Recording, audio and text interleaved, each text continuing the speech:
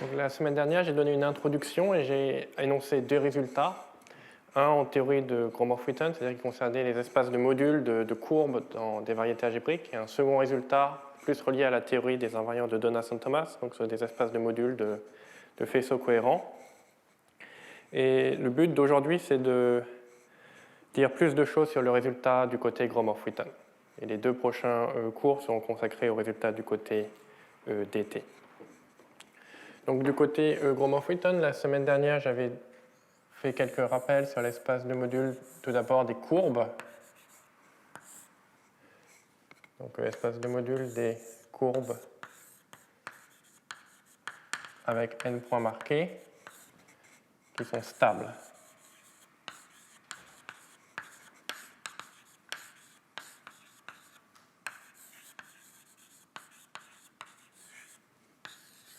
De genre G. Et cette chose-là est un espace de modules, un champ de Deligne-Mumford propre et lisse. Et j'avais essayé d'expliquer qu'un objet intéressant, c'est l'anneau de cohomologie de cet espace de modules, et qu'on pouvait définir un sous-anneau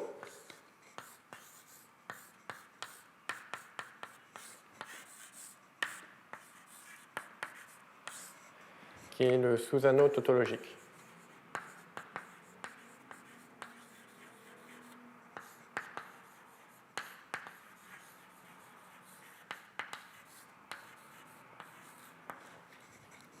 Qui, comme son nom l'indique, est défini à partir de propriétés topologiques de MGN bar, c'est-à-dire à partir de la réalisation de MGN bar comme espace de module de courbe, donc en particulier en termes de la courbe universelle et des classes de cohomologie naturelle qu'on peut construire à partir de la courbe universelle et des applications naturelles qui relient ces différents espaces de modules.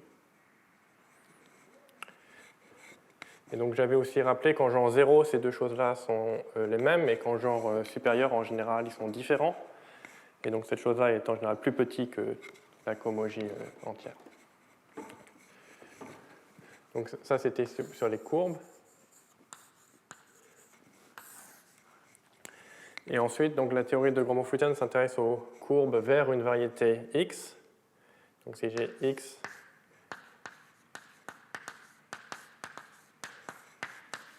une variété projective lisse sur les complexes, on a un espace de module MGN bêta bar de x. Donc si on se fixe, encore une fois, G, un entier, N, un entier bêta, une classe d'homologie en degré 2. Donc ça, c'est l'espace de module des courbes stables vers x, des applications stables vers x. Donc ça paramètre une courbe avec n points marqués et une application f vers x. Ça, c'est application stable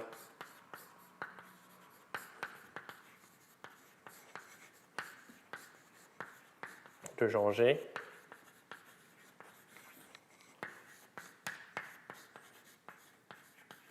Et classe bêta. Et donc cet espace de module, c'est encore une fois un champ de Deligne-Mumford qui est propre et qui n'est pas lisse en général.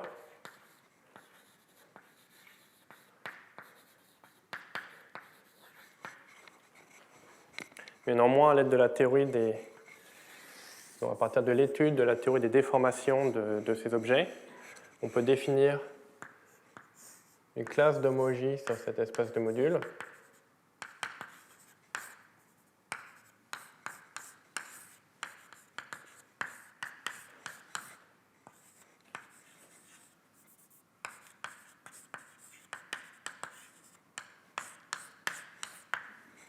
qui s'appelle la classe fondamentale virtuelle.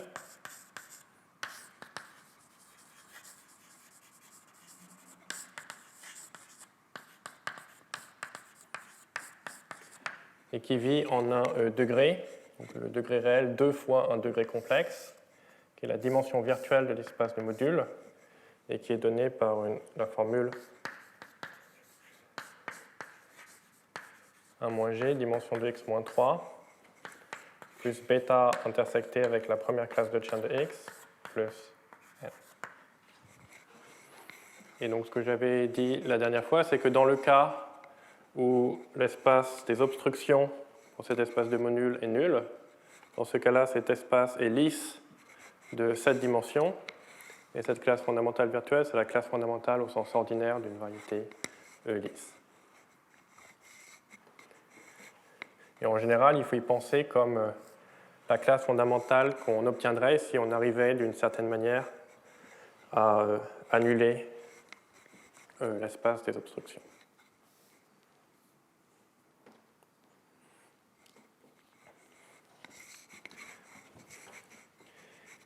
Et donc la théorie de Gromov-Witten est fondée sur cette classe. On a un diagramme naturel. Si on a une application stable d'une courbe vers x, on peut oublier l'application, se rappeler seulement de la courbe. Cette courbe n'est pas nécessairement stable, mais on peut la stabiliser pour obtenir une courbe stable. De cette manière, on obtient un morphisme vers mgn bar, l'espace des courbes stables. Et d'autre part, si on a une application stable avec n points marqués, on peut, donc si on a f de c x1 xn vers x, on peut évaluer cette application en les points xi.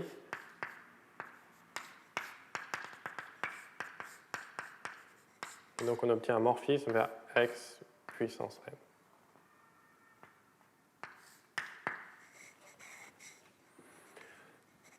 Donc on a ce diagramme, et sur ce diagramme, on peut utiliser cette classe de l'homologie au milieu comme une correspondance entre la cohomologie d'ici vers la cohomologie d'ici.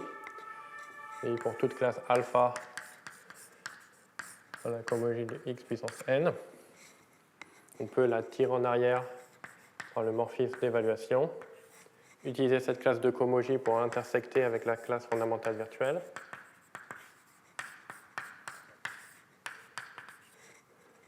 Puis pousser en avant la classe d'homologie résultante par ce morphisme d'oubli de l'application. Et on obtient une classe d'homologie dans mgn bar, mais puisque mgn bar est propre et lisse par dualité de points carrés, je préfère y penser comme une classe de cohomologie.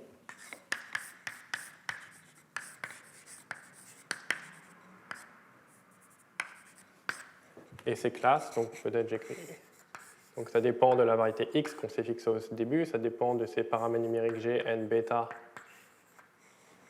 donc le genre de la courbe, le nombre de points marqués, la classe d'homologie, et ça dépend de cette classe de cohomologie dans x puissance n. Donc ça, c'est ce qu'on appelle une classe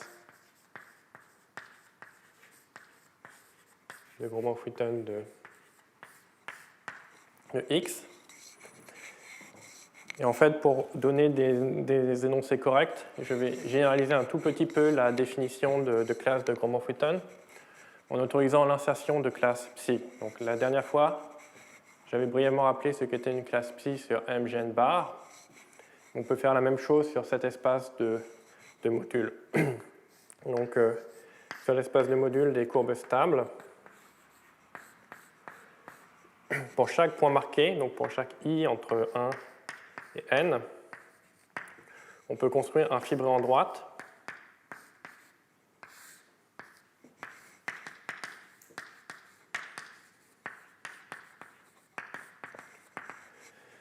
dont la fibre au-dessus d'une application stable, c'est simplement la droite cotangente à la courbe au ième point marqué.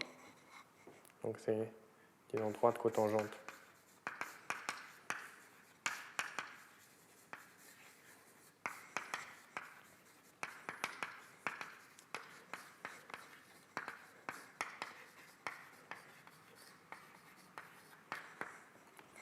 Et donc, ça, c'était parmi les constructions tautologiques qu'on pourrait faire sur mgn bar, et ça, on peut aussi la faire sur l'espace de module des des courbes stables. Donc pour chaque point marqué, on a une sorte de fibré cotangent. Et donc on peut construire des classes de cohomologie en prenant simplement la première classe de Chern de ce fibre en droite.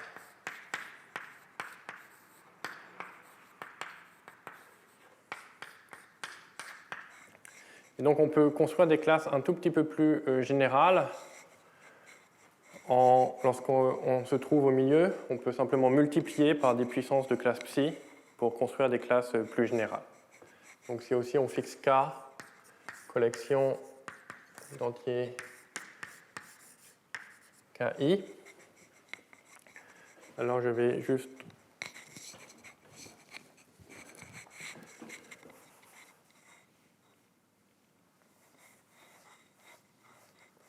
construire des classes qui maintenant dépendent de alpha et de K. Et c'est la même chose qu'avant, sauf qu'ici à cette étape, on autorise aussi de multiplier par une certaine puissance KI de la classe psi I.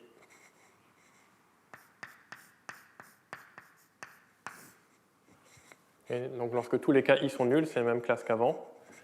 Et en général, ça ajoute un peu de degré de liberté. Et donc à partir de maintenant, lorsque je parle de l'ensemble de toutes les classes de Gromov-Witten de X, ça veut dire toutes les classes obtenues de cette manière, pour tout Gn bêta et pour tout alpha et K.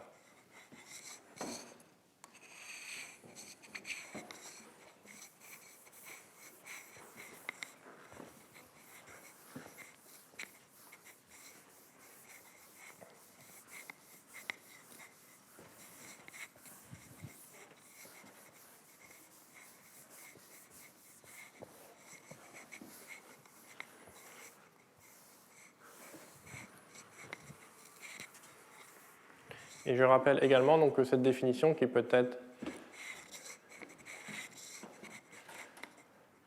paraître un peu compliquée, comme il y a un pouce en arrière, un pouce en avant, géométriquement, on y pense de manière très simple. Donc ces classes, on y pense comme un lieu dans l'espace de module des courbes. Et ce sont tout simplement les courbes qui admettent un morphisme vers X de classe bêta et pour lesquelles les n points marqués satisfont des contraintes. Donc des cycles gamma i dans X, dont les classes qui sont du haut de points carrés des classes alpha i.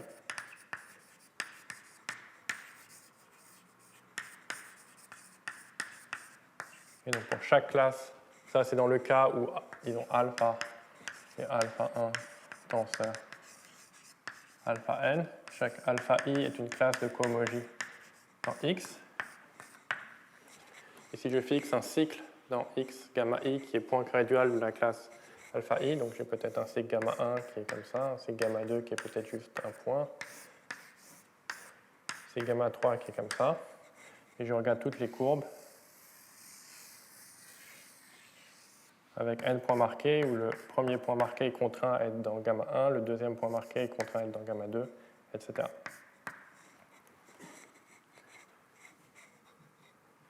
Peut-être si je fais un dessin complexe, mais toujours comme ça. Donc en tout cas, ça c'est ce qui se passe lorsqu'il n'y a pas de classe psi. Lorsqu'il y a des classes psi, c'est juste des contraintes supplémentaires sur les courbes qui peuvent apparaître.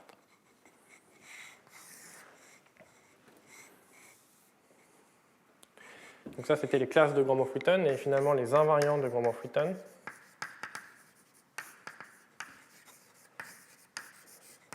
Sont obtenus en prenant les degrés de ces classes.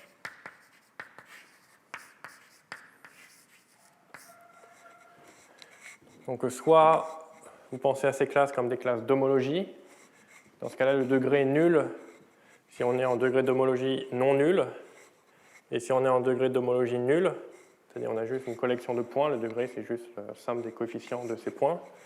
Ou bien si vous pensez à ça comme une classe de cohomologie, vous pouvez penser au degré comme une intégration de cette classe de cohomologie sur M Gn bas. Donc, ici, cette classe est de degré maximal, on obtient quelque chose, et si elle n'est pas de degré maximal, on obtient toujours 0. Et donc ça a l'avantage d'être des nombres. Donc c'est un peu plus concret que les classes. Mais en général, ça contient moins d'informations. Parce que si on ne se rappelle que l'information sur les classes qui sont de degré maximal en cohomologie.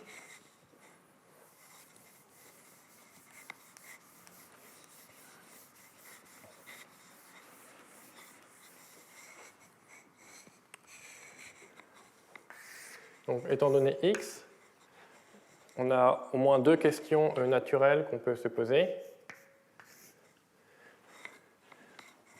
Donc, ces classes de Gromov-Witten sont des classes de cohomologie dans M gen bar. Et donc, on peut se demander si elles sont tautologiques.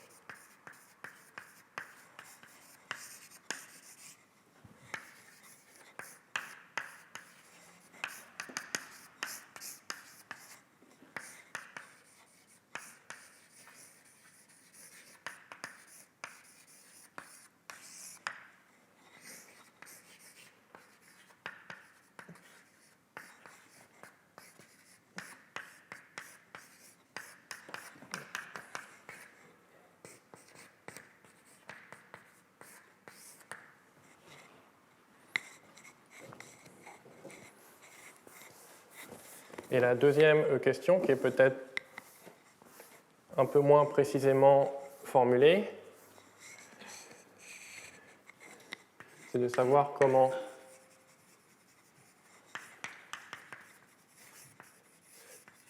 calculer les classes ou invariants de Gromov-Witten de X.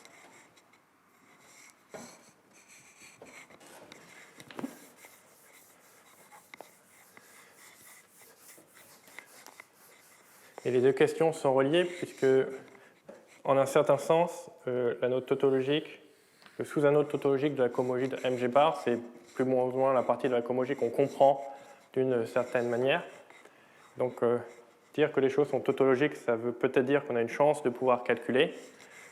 Et inversement, si on a une manière de calculer, peut-être que ça a tendance à produire des résultats tautologiques.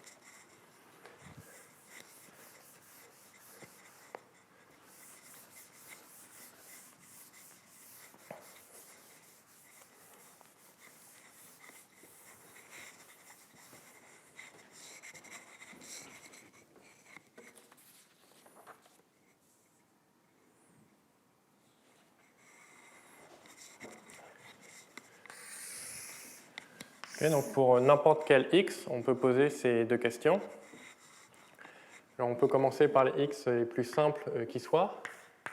Si x est juste un point, donc dans ce cas-là, nécessairement, la classe d'homologie est nulle, et l'espace de module des applications stables est juste l'espace de module des courbes stables. Il n'y a pas de données supplémentaires dans la donnée d'une application vers un point. Et donc dans ce cas-là, la cohomologie du point est juste de dimension 1, donc on peut prendre alpha égale 1. Et donc, ce qui veut dire que dans ce cas-là, les classes de Gromov-Witten sont simplement les produits de classe psi sur l'espace de module des courbes stables et qui sont tautologiques.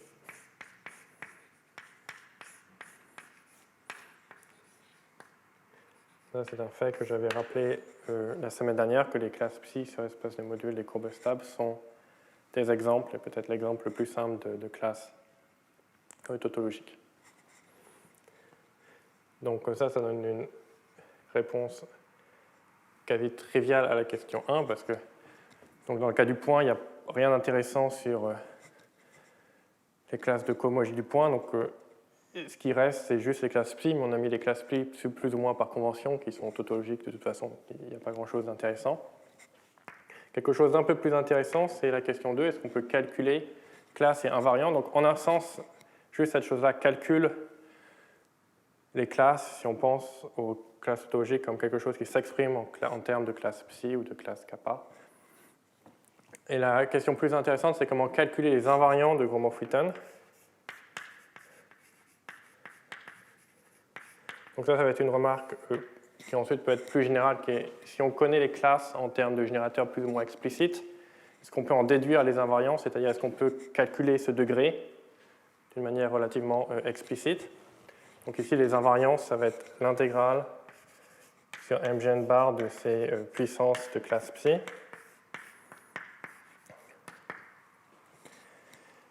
Et ces nombres-là sont calculables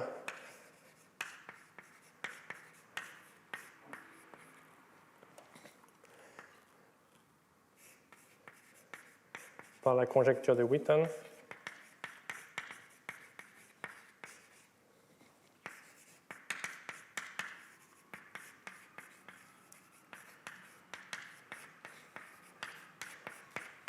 Prouvée par Kontsevich au début des années 90. Et je ne vais pas écrire explicitement les choses, je vais juste dire qu'il y a la manière la plus concrète de formuler ce résultat, c'est qu'il y a une récurrence, des équations de récurrence explicites pour ces nombres qui les déterminent uniquement. Et il y a des manières un peu plus élaborées de dire les choses, comme de dire que la série génératrice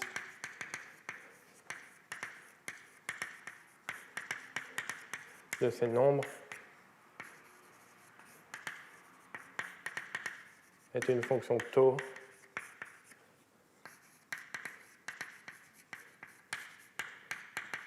de la hiérarchie KdV avec conditions initiales explicites. Donc il y a toute une histoire qui est reliée à la théorie des systèmes intégrables. Et donc la conséquence concrète, c'est juste des séries de récurrences qui déterminent uniquement tous ces nombres.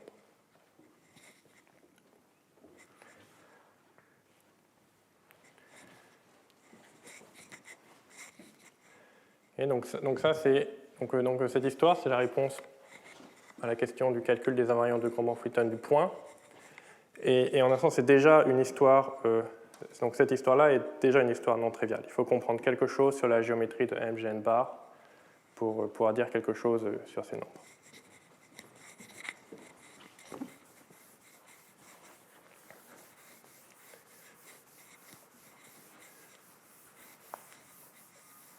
Et à un sens, dans tout ce que je vais expliquer dans ce qui suit, on va considérer des variétés X de plus en plus compliquées. Et par différentes opérations, on va se réduire à des variétés plus simples. Et le point sera toujours le cas initial à partir duquel tout le reste se construit. Et donc ça, c'est le cas du point. Une variété un peu plus simple, c'est l'espace projectif. Et donc ici, une manière d'étudier la théorie de Gromov-Witten de l'espace projectif, c'est d'utiliser le fait que l'espace projectif, c'est quelque chose de très symétrique, il y a un gros groupe d'automorphismes. Et en particulier, dans ce groupe d'automorphismes, on peut trouver un tor, donc une action naturelle de C étoile puissance m plus 1 sur l'espace projectif. Si vous pensez simplement à n plus 1 coordonnées homogènes, c'est simplement C star qui agit par dilatation sur chacune des coordonnées. Et le point important, c'est que le lieu fixe de cette action consiste d'un nombre fini de points. Donc, en fait, il y a m plus 1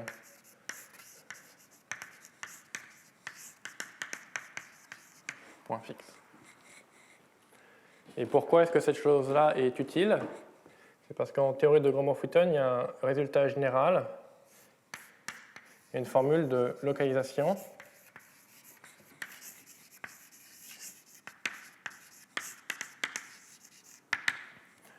qui dit que lorsqu'on a une variété X avec une action d'un tor, juste un C étoile à une certaine puissance K, alors la théorie de Gromov-Witten de X peut être reconstruite à partir de la théorie de Gromov-Witten du lieu fixe de cette action. Là, c'est le lieu fixe.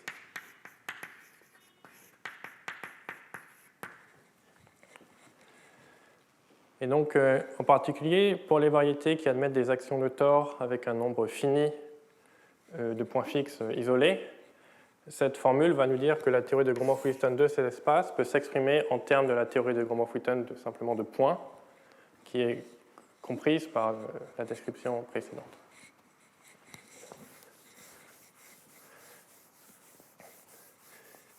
Et peut-être, donc je vais juste dire quelques mots sur cette formule de localisation. Parce que pour pouvoir, donc si on croit à ça, ça permet peut-être de répondre à la question 2. Si on sait calculer ça, on sait calculer ça. Et pour la question 1, il faut vérifier quelque chose. Pourquoi est-ce que ces choses-là, si les classes ici sont tautologiques, pourquoi est-ce que les classes ici sont aussi tautologiques? Il faut vérifier que ce procédé de reconstruction préserve cette propriété d'être tautologique. Donc je vais juste dire quelques mots là-dessus. Donc tout d'abord, je vais dire quelques mots sur la formule de localisation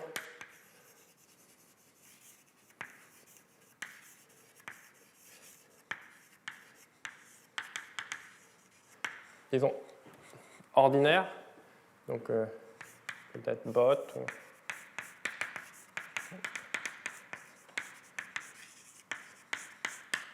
Donc qui concerne disons une variété lisse avec disons une action d'un Tor. Et supposons qu'on ait une classe de cohomogie de x de degré maximal et qu'on désire calculer le degré de cette classe. Donc on désire calculer cette intégrale. La formule de localisation va donner une manière de calculer cette intégrale en termes de ce qui se passe au point fixe, au lieu fixe de cette action. Donc si j'ai le lieu fixe, et le lieu fixe, je peux l'écrire comme une union de composantes connexes.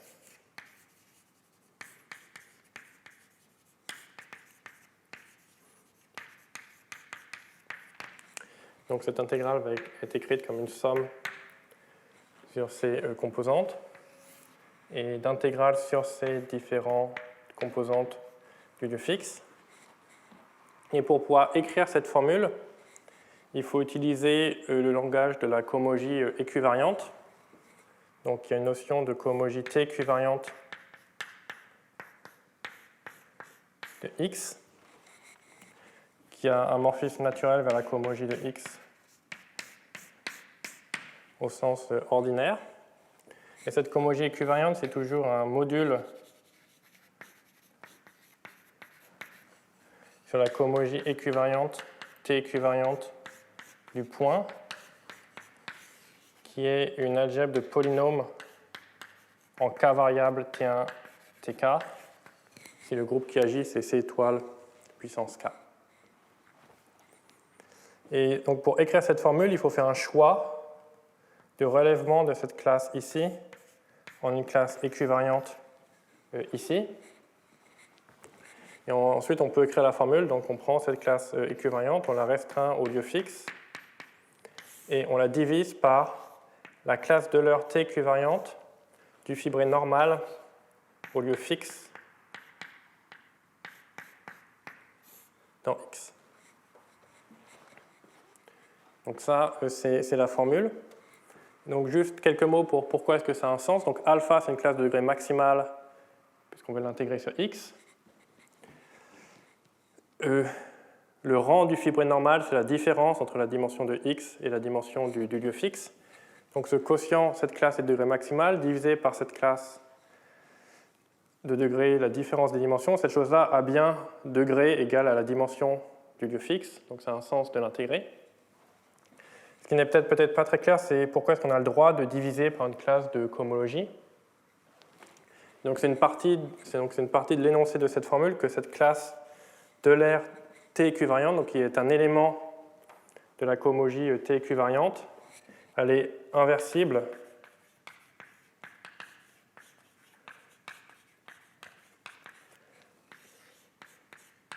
à condition d'étendre l'anneau de base des polynômes en les TI en les fonctions rationnelles en les T1, Tk.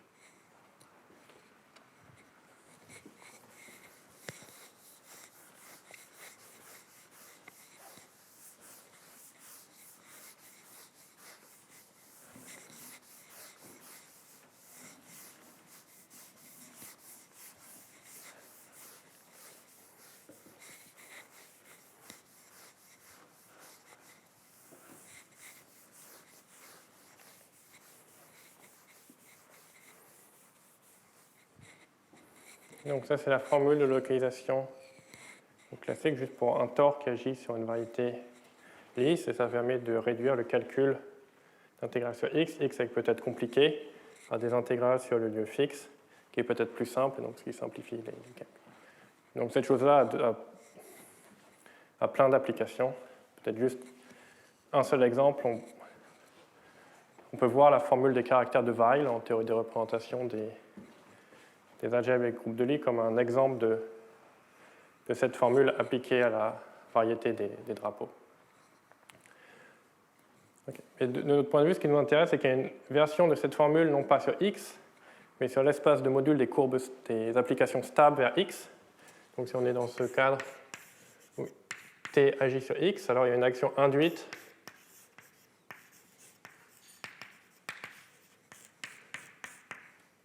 sur l'espace de module des applications stables vers x. Et on voudrait appliquer cette formule, sauf que cette chose-là n'est plus lisse, mais il y a la classe fondamentale virtuelle dessus.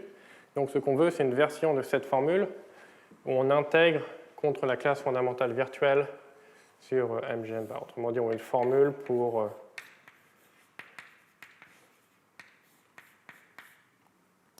ou disons plus général, disons j'écris comme ça.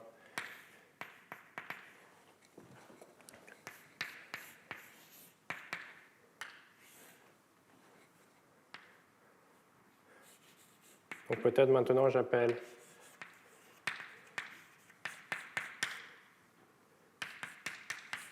disons juste MI, les composants du lieu fixe de l'action du tore sur l'espace de module.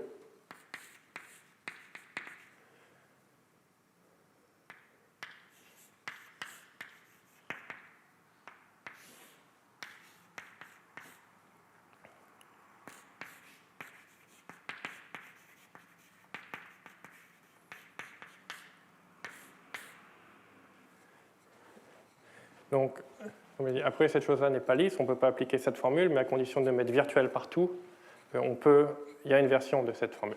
Donc ça, c'est donc formule de localisation.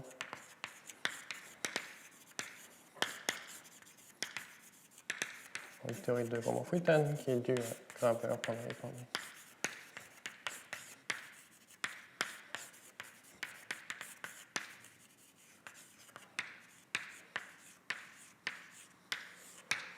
Donc une partie de l'énoncé, c'est que sur les lieux fixes, il y a aussi des classes virtuelles naturelles. Et de plus, il y a une notion de fibré normale virtuelle au lieu fixe à l'intérieur de l'espace de module total. Donc si on met virtuel partout, cette formule de localisation reste vraie au niveau des espaces de module. Donc ça nous dit bien que si on veut calculer quelque chose sur... Ah oui, donc pour en déduire ce qu'on veut, il faut avoir une compréhension de qu'est-ce que le lieu fixe dans l'espace de module. Donc si je prends juste un exemple, où mon x c'est P2, c'est un plan projectif. Donc mon action a 3 points fixes et à 3 droites qui relient ces points qui sont invariantes sous l'action du tore. Et si on cherche à quoi ressemble une application stable vers x qui est fixe sous l'action du tore, une manière de construire une application comme ça, c'est par exemple de prendre juste une courbe et de l'envoyer vers un point fixe. Comme ce point est fixe, ce point dans l'espace de module des applications stables va être aussi fixe. Parce que peut-être je devrais dire plus clairement, si j'ai une application stable de C vers x et si j'agis avec le tore ici, j'induis une action juste par composition sur les applications stables. Donc ça, c'est une manière de construire quelque chose qui est invariant, c'est juste de prendre des courbes et de les contracter sur les points fixes. Et une autre manière d'obtenir quelque chose qui va être fixe, c'est de prendre une courbe qui relie ces deux composantes et qui s'envoie vers un P1 invariant. Et pour que cette chose-là définisse une application stable fixe, cette chose-là est nécessairement de genre 0 et nécessairement sans point de ramification. Donc c'est juste un P1 qui va s'envoyer sur P1 avec un certain degré. et cette chose-là doit être complètement ramifiée ici et ici. Parce que s'il y avait un point de ramification au milieu, il pourrait être bougé par l'action du tore, et donc l'objet résultant ne serait pas fixe. Et essentiellement, c'est tout ce qui peut se passer. Si on essaye d'envoyer une courbe vers un point au milieu, alors ce point est bougé par le tore, donc l'application va être bougée. Donc la conclusion, c'est que les lieux fixes dans l'espace de module des courbes sont construits à partir de courbes contractées sur les lieux fixes et reliées entre elles par peut-être plusieurs objets extrêmement simples, juste des P1 avec une application qui est juste Z puissance T. Donc ça nous dit juste que l'espace des lieux fixes, en fait, c'est juste un produit d'espace de module de courbes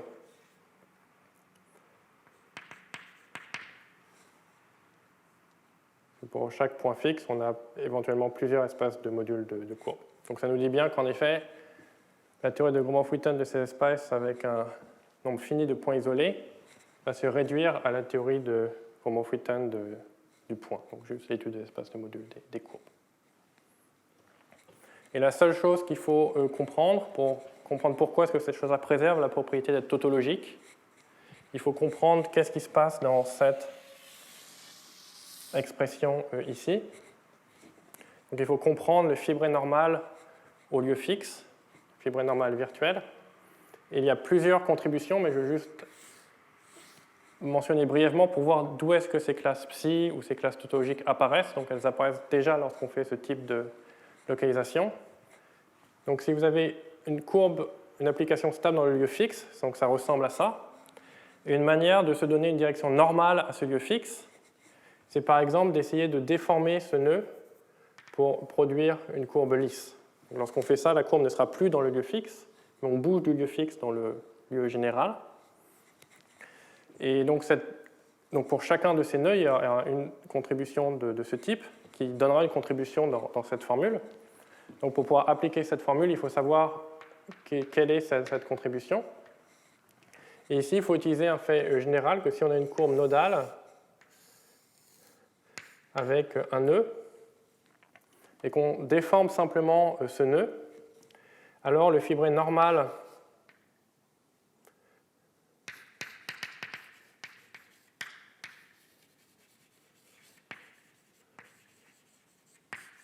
aux courbes nodales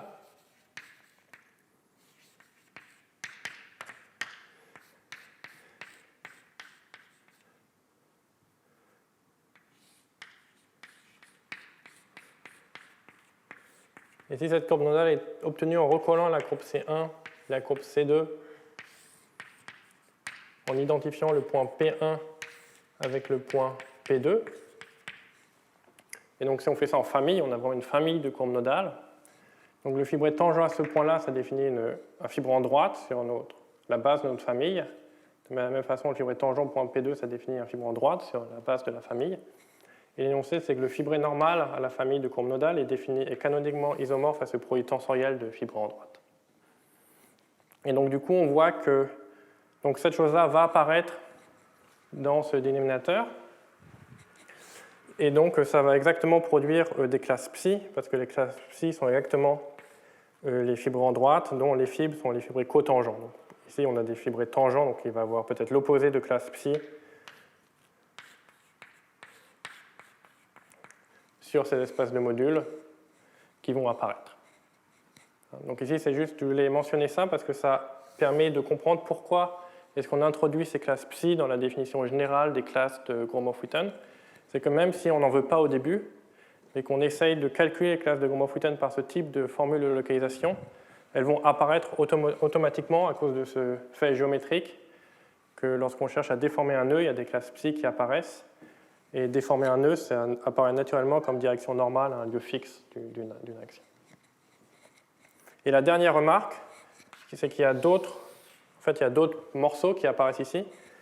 La semaine dernière, j'avais rappelé que la théorie des déformations d'une application stable est contrôlée par des groupes de cohomologie de cette forme-là, et donc ils vont aussi apparaître là-dedans. Et en particulier, lorsqu'on a une courbe qui est entièrement contractée en un point, alors cette chose-là, ça va juste être trivial, parce que comme c'est contracté en un point, c'est juste cet espace vectoriel qui est tiré en arrière, donc c'est juste une somme directe de fibrés triviaux. Et donc ce qui va apparaître, c'est sur ces espaces de modules, le fibré dont les fibres sont ces groupes de cohomologie. Ce qui, par dualité de Serre, est le dual du fibré de Hodge. Et donc lorsqu'on calcule cette classe de l'air, il y a les classes de Chern de ces fibrés de Hodge qui vont apparaître, qui sont les classes lambda, que j'avais aussi rappelé la semaine dernière. Et le point important, c'est que ces classes lambda sont aussi tautologiques. Donc dans cette histoire de localisation, il y a un calcul non trivial à faire, et ce calcul font apparaître des classes, et les classes qui apparaissent sont tautologiques, donc la propriété tautologique est préservée par cette opération de localisation. Oui.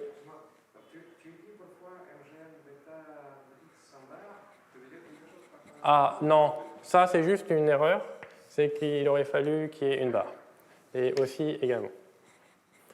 Et peut-être ici, mais ça c'est peut-être juste une notation pour les composantes, mais peut-être je mets aussi des barres. Merci beaucoup, c'était un oubli.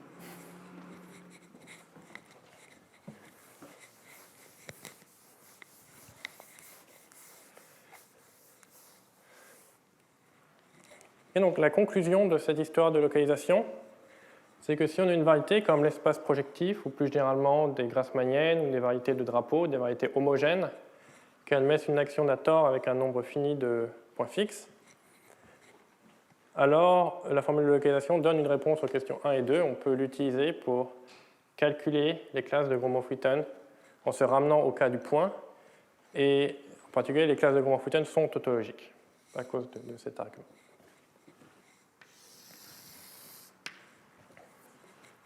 Donc, ce qui va vraiment nous intéresser, ce sont des variétés plus compliquées que l'espace projectif. Et donc, le type de choses qui nous va intéresser, ça va être des hypersurfaces, ou plus généralement intersections complètes d'hypersurfaces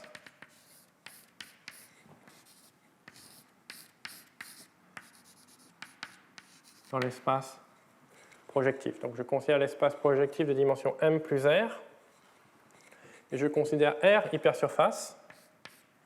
Donc elles sont simplement définies par des polynômes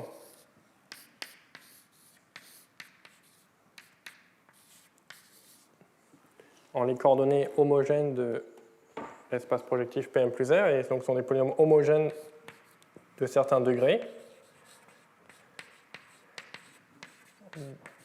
D1 à dr. Et si je fais l'hypothèse que ces hypersurfaces sont générales ou se coupent de manière transverse, alors on obtient X de codimension R, donc de dimension M.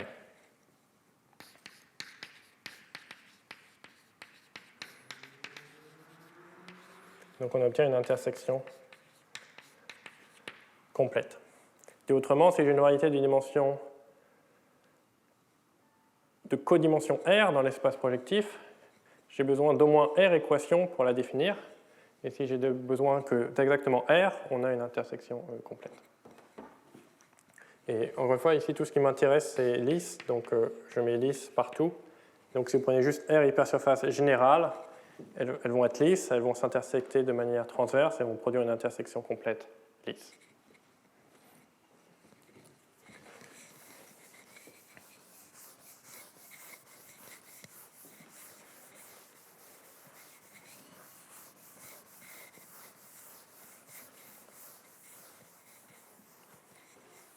Donc, ce qui va nous intéresser, c'est les questions 1 et 2, donc, concernant la théorie de Gromov-Witten de ce X.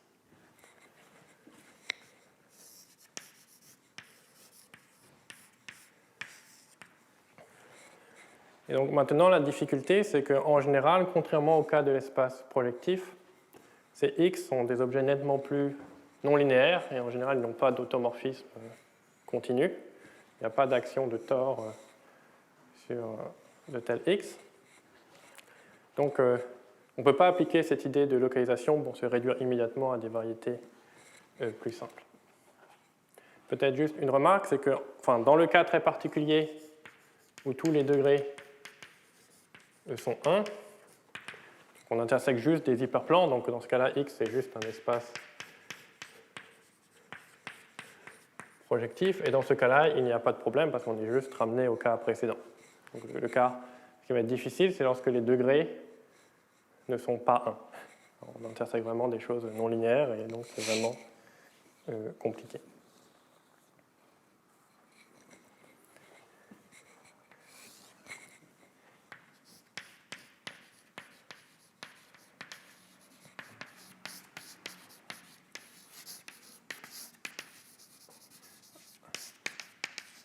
La dernière fois, j'avais rappelé qu'une propriété essentielle des classes et invariants de Gromov-Witten, c'est qu'ils sont invariants par déformation.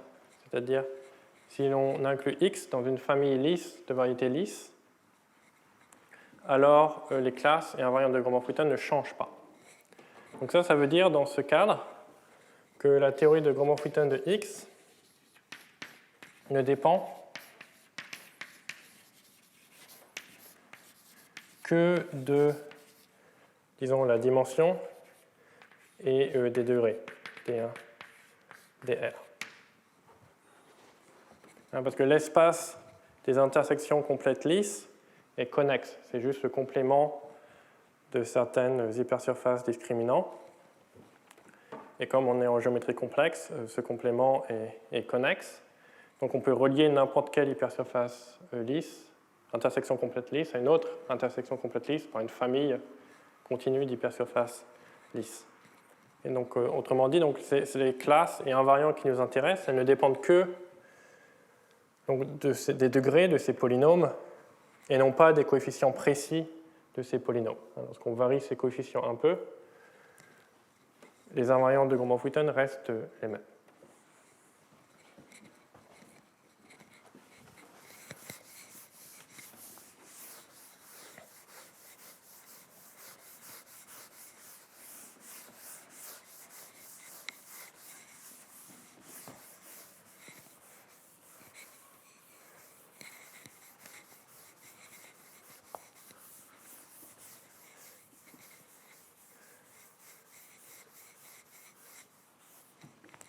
Et cette propriété d'invariance par déformation, en fait, suggère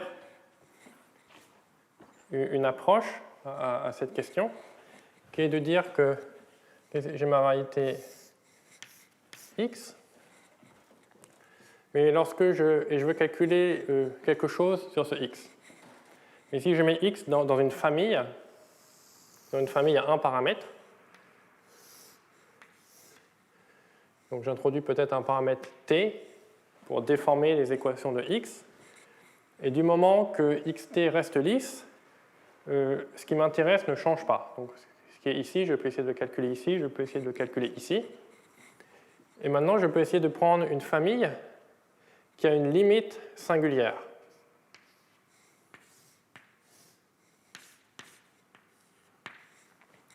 Et donc, supposons qu'on a une sorte de famille au-dessus d'une base qui est juste une courbe lisse, avec un point particulier 0. Et supposons qu'en dehors de 0, on est juste une famille de variétés lisses. Et jusqu'à 0, cette variété lisse devient singulière. Et parce que pour tout t différent de 0, les invariants de Gromov-Witten qui nous intéressent sont les mêmes, on peut espérer calculer la réponse en termes de la fibre spéciale, de la fibre singulière. Donc le problème avec cette idée, c'est que les invariants de Gromov-Witten de x, a priori,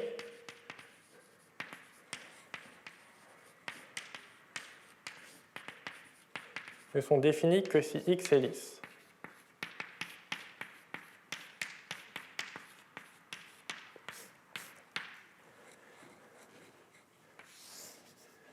Donc, pour n'importe quel x qui peut être singulier, il n'y a pas de problème pour définir l'espace de module. Si x est projectif, cette chose-là est toujours un champ de Wilhelm-Ford propre. La difficulté, donc le problème, c'est pour la définition de cette classe fondamentale virtuelle. Et donc, dans la construction de cette classe, on a besoin de la théorie des déformations aux applications stables vers X. Et essentiellement, cette théorie est contrôlée tout d'abord par le fibré tangent à X. Il faut que X soit lisse, que ce fibré tangent soit localement libre pour que la théorie des déformations marche suffisamment bien pour qu'on puisse produire cette classe. En général, si X est singulier, ce fibré tangent ou cotangent ne va plus être localement libre et ça va introduire des problèmes dans la définition de cette classe.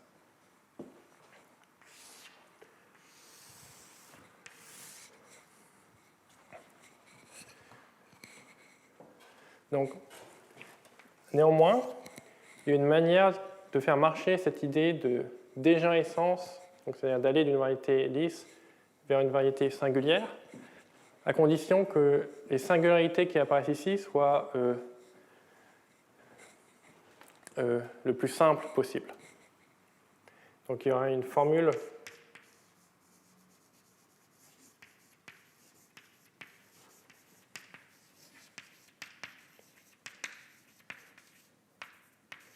de dégénérescence en théorie de Gromov-Witten qui est du Johnny vers 2001, qui s'applique au cas où on a une famille à un paramètre au-dessus d'une courbe lisse. Maintenant, je fais peut-être un dessin comme ça, où pour t en dehors d'un point particulier 0, xt est lisse, et c'est juste une famille lisse de variétés projectives.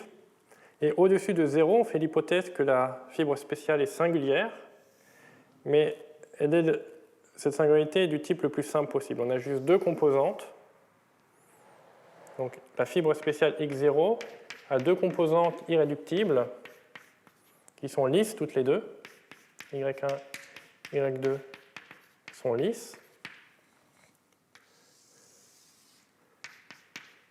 Et elles sont recollées l'une à l'autre de manière transverse le long d'un diviseur D qui est lui-même lisse. Et de plus, on suppose que l'espace total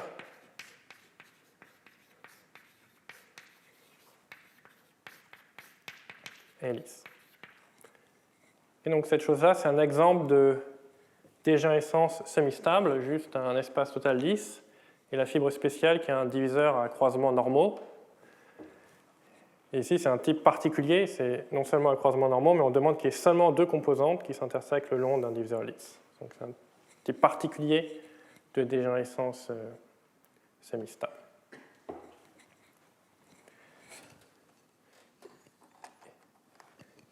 Et ce que va dire la formule de dégénérescence, c'est que sous certaines conditions, on peut comprendre la théorie de Gromov-Witten de la fibre générale, qui est une variété lisse.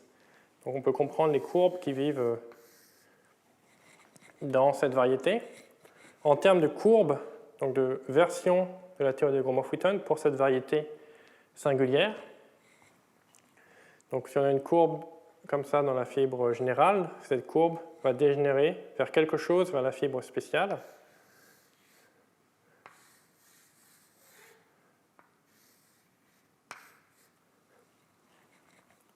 Et la réponse va être formulée en termes de courbe, soit dans Y1, soit dans Y2, avec condition de tangence prescrite le long du diviseur D.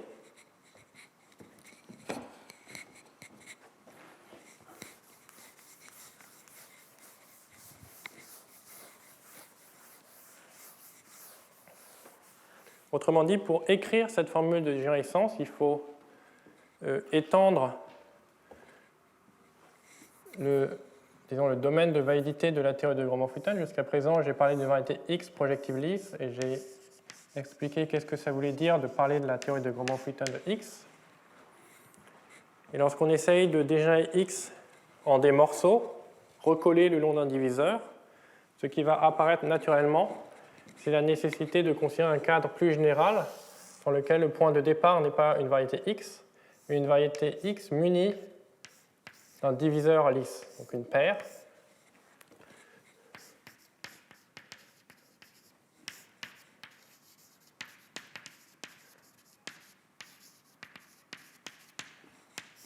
Et on veut pouvoir parler de théorie de Gromov-Witten d'une telle paire.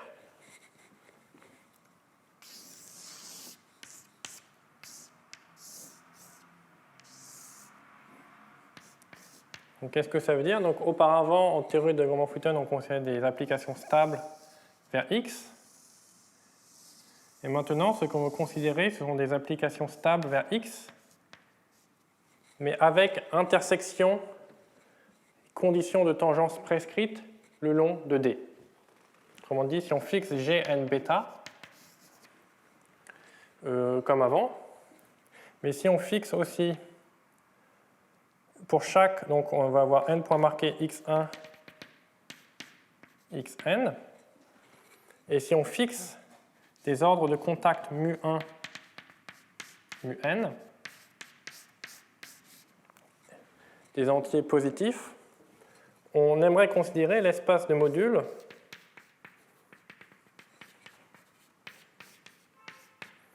des applications stables vers X, de genre G, de classe bêta, avec n points marqués, mais telle que la préimage du diviseur D soit exactement le diviseur des points xi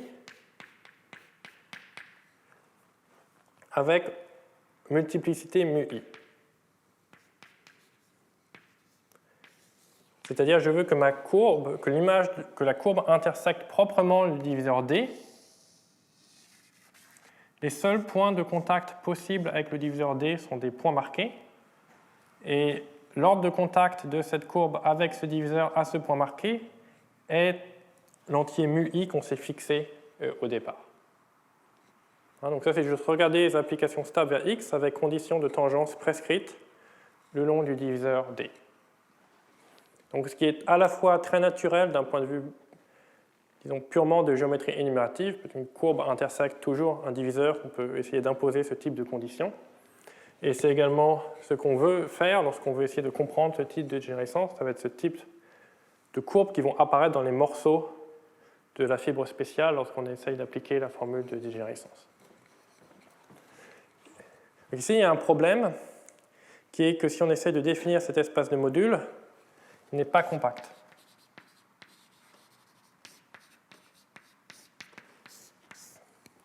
Parce que c'est ce type de condition, par exemple, simplement le fait d'intersecter proprement le diviseur n'est pas une propriété qui est préservée en général par passage à la limite.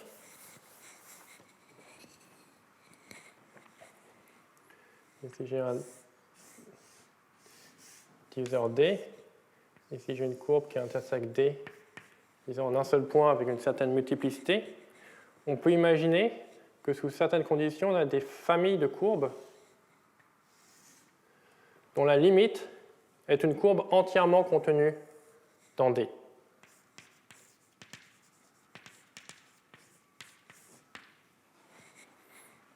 Vous pouvez simplement penser dans le plan juste une famille de paraboles qui, à la limite, deviennent une droite horizontale double, si cette droite est le diviseur. Donc, ce qui veut dire qu'en général, cet espace de module n'est pas compact. Et donc, il faut le compactifier.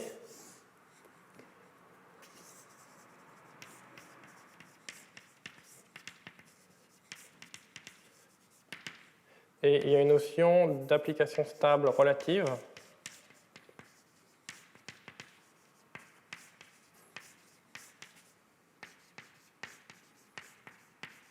Encore une fois, est due à Junley, qui fait ça, et qui produit des espaces de modules M, G, N, bêta, mu, des espaces de modules d'application stable relative qui maintenant sont compacts et qui admettent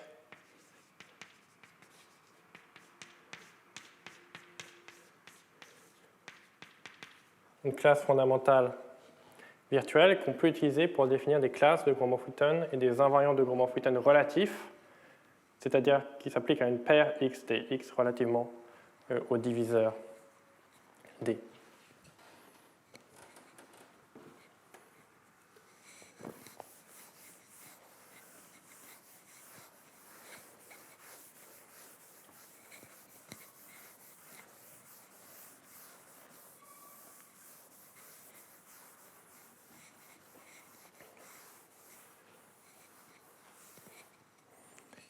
Et donc peut-être j'explique un tout petit peu comment cette compactification marche. Donc une idée naïve, ça serait de dire que cet espace d'application stable satisfaisant certaines conditions le long du diviseur D, c'est juste à l'intérieur de l'espace de module de toutes les applications stables, qui est compact. Donc on pourrait juste prendre l'adhérence de cet espace de module et obtenir quelque chose de compact. Le problème, c'est que si on fait ça, chaque fois qu'on définit quelque chose par adhérence, typiquement on n'a pas de contrôle sur la théorie, sur les objets qui apparaissent à la limite, donc on ne contrôle pas leur théorie des déformations. Et en général, ce n'est pas clair comment définir une classe virtuelle sur cet espace de module résultant. Donc ici, il faut faire quelque chose d'un peu plus subtil, il faut avoir une compréhension, on aimerait avoir une compréhension géométrique des objets qu'on va ajouter pour compactifier cet espace de module. Et donc il y a une idée géométrique qui est qu'au lieu de considérer les applications stables vers X avec condition de tangence le long du diviseur D, en général, on va autoriser dans cet espace de module à considérer des objets plus généraux qui sont des applications stables non nécessairement vers XD, mais vers des objets plus généraux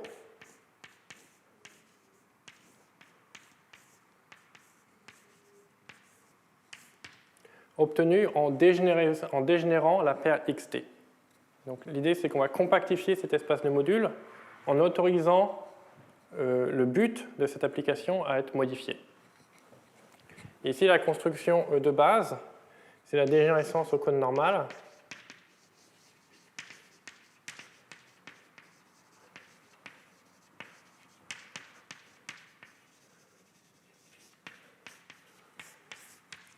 De D. Donc ça, c'est une construction complètement générale. Si j'ai X et D, mon diviseur lisse dans D, on peut commencer par considérer la famille triviale X croît à 1. Donc dans cette famille, peut-être que ici, j'ai mon diviseur D dans chacune des fibres X. Et ensuite, ce qu'on fait, c'est qu'on va éclater dans la fibre au-dessus de 0 le diviseur D. Donc on éclate D croît 0 dans X croît à 1. Donc ce diviseur dans la fibre au-dessus de 0, c'est quelque chose de codimension 2 dans l'espace total. Et lorsqu'on l'éclate, ça produit un diviseur exceptionnel dans l'espace total, qui en fait va être une nouvelle composante irréductible de la fibre spéciale. Et donc lorsqu'on fait ça, on obtient une nouvelle famille qui, en dehors de 0, est toujours la famille triviale, mais qui, au-dessus de 0, maintenant a deux composantes, une qui est juste isomorphe à X, avec son diviseur D, et une autre composante, qui est le diviseur exceptionnel de l'éclatement, qui est un fibré en droite projective au-dessus de D. Plus précisément, c'est la projectivisation au-dessus de D du fibré normal à D dans X. Et ce fibré en droite projective a deux sections naturelles, isomorphes à D, une le long de laquelle ce fibré est recollé le long de D, et une autre à l'infini, si on veut, qui est en fait la limite des diviseurs D dans la fibre générale. Donc cette géométrie, cette fibre spéciale, c'est ce que, donc avec deux composantes, c'est ce qu'on appelle X crochet 1, et le diviseur isomorphe à D à l'infini dans cette composante, c'est ce qu'on va noter D crochet 1. Et plus généralement, on peut itérer cette construction K fois et obtenir une géométrie qui contient X comme composante irréductible, une autre composante irréductible qui va être un fibré en P1 au-dessus de D, une autre composante irréductible qu'un autre fibré en P1 au-dessus de cette autre copie de D, etc. Jusqu'à avoir une copie finale D crochet K. Donc la géométrie X crochet K, c'est cette géométrie total.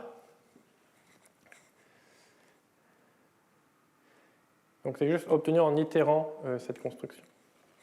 Et donc maintenant, dans notre espace du module, on autorise des courbes non seulement vers x relativement à d, mais dans cette géométrie singulière, x crochet k relativement à d crochet k.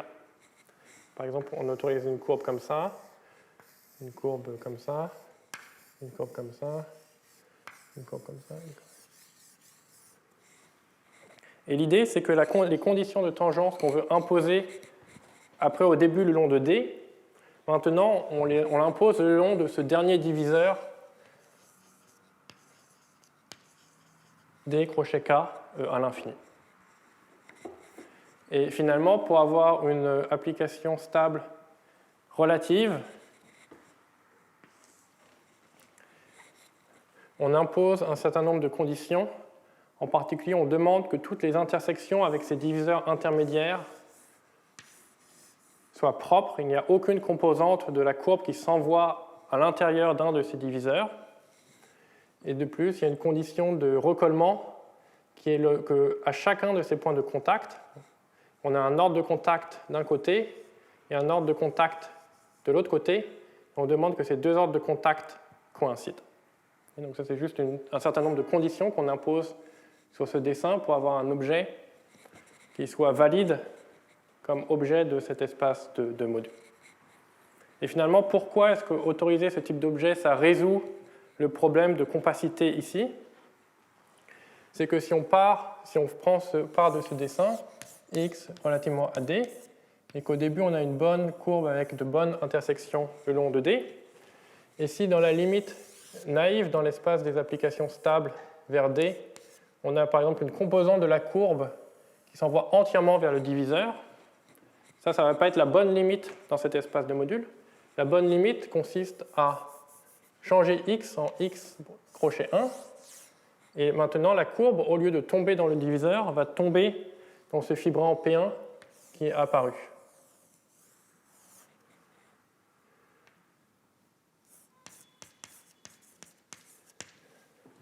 Donc, en général, il y a quelque chose à démontrer pour que cette histoire ait un sens. Il faut démontrer que quel que soit le type de limite, quel que soit le type de famille qui peut se produire, quitte à faire cette opération de créer des fibrants P1 suffisamment de fois, on peut obtenir à la limite quelque chose de joli comme ce dessin. Et d'autre part, donc ça va être vraiment propre, d'autre part c'est séparé, il y a une manière unique de faire ça, etc.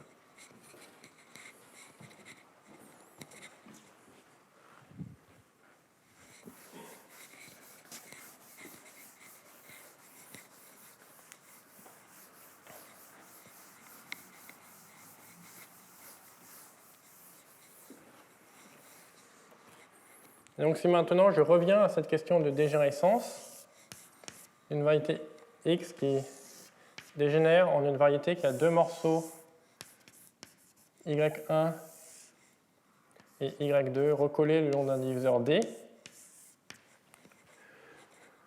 on peut espérer comprendre ce qui se passe pour les courbes dans x en termes de courbes dans y1 relativement à d, en ce sens-là, et en termes de courbes dans y2 relativement à d, encore en ce sens-là.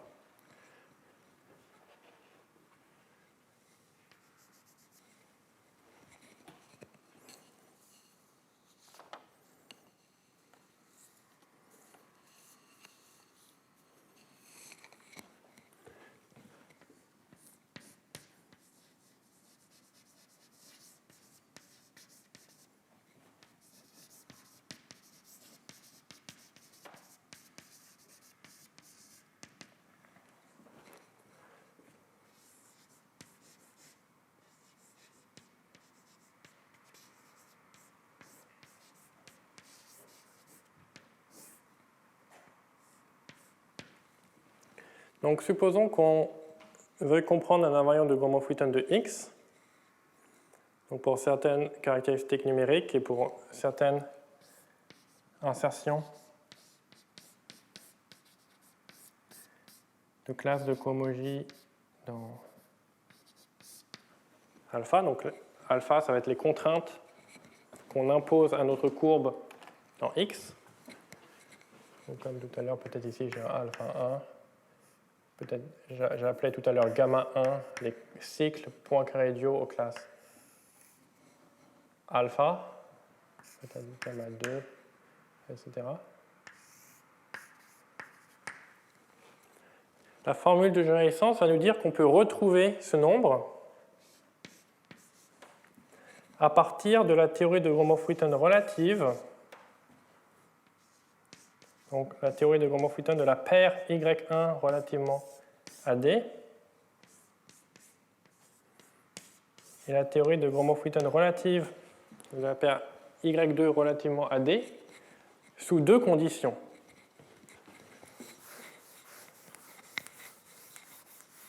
Pour qu'on puisse faire ça, il faut vérifier deux conditions.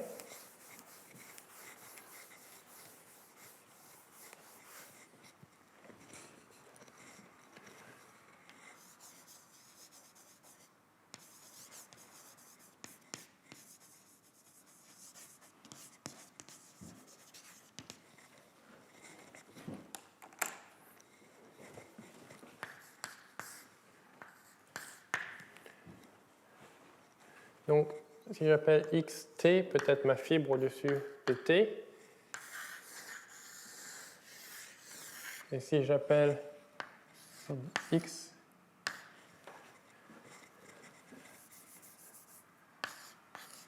comme ça, l'espace total de la famille.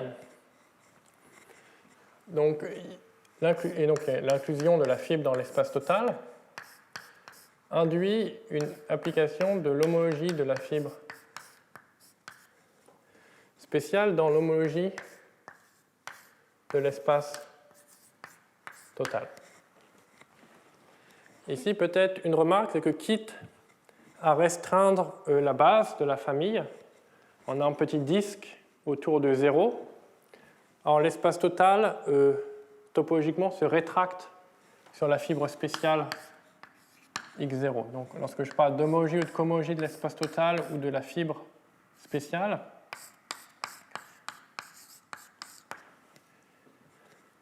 il n'y a pas vraiment de...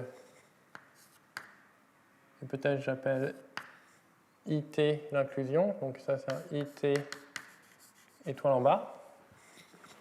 Donc ici on s'intéresse à une certaine classe bêta dans la fibre spéciale. Et donc juste cette courbe qui a une certaine classe dans la fibre générale. J'ai une certaine classe dans la fibre générale qui se spécialise en une classe dans l'espace total ou sur la fibre spéciale. Ici, le problème qu'on veut éviter, c'est qu'on pourrait imaginer qu'on ait deux classes différentes, qui sont différentes sur la fibre générale, mais qui deviennent identiques sur la fibre spéciale. Si on avait IT star de bêta égale IT star de bêta prime, pour bêta différent de bêta prime, alors on n'a aucune chance de séparer les invariants de Gromov-Witten de classe bêta et de classe bêta prime en regardant ce qui se passe sur la fibre spéciale, parce que sur la fibre spéciale, ces deux classes deviennent identiques. Donc la condition, c'est que si jamais on a ça, et si jamais... Bon, une manière de dire les choses, c'est de dire que si on a ça, c'est qu'on a soit bêta prime égale bêta, ou disons les invariants de G n bêta prime de classe bêta prime sont nuls. Peut-être qu'on a d'autres classes qui se spécialisent sur la même classe sur la fibre spéciale, mais si tous leurs invariants sont nuls, on peut les oublier et juste retrouver l'invariant qui nous intéresse vraiment. Donc ça, c'est la première subtilité dans la formule de généralisation. Il faut faire attention à ne pas confondre les classes de courbes lorsqu'on spécialise sur la fibre spéciale. Et la deuxième condition, qui va être en fait la plus importante pour nous, concerne les insertions. Donc ces classes alpha qui définissent les contraintes qu'on veut imposer sur nos courbes. Donc disons alpha, c'est produit tensoriel des alpha i, où alpha i est dans la cohomologie de la fibre générale. Donc cette fois-là, on a une application de restriction en cohomologie, donc dans l'autre sens, de la cohomologie de l'espace total. qui est la même chose que la cohomologie de la fibre spéciale, vers la cohomologie de la fibre générale. Et les classes qui nous intéressent, donc les contraintes qu'on impose à nos courbes, sont des classes de cohomologie alpha i ici. Et donc la deuxième condition, c'est que ces classes alpha i sont dans l'image de cette application. Donc la condition, c'est que alpha i est dans l'image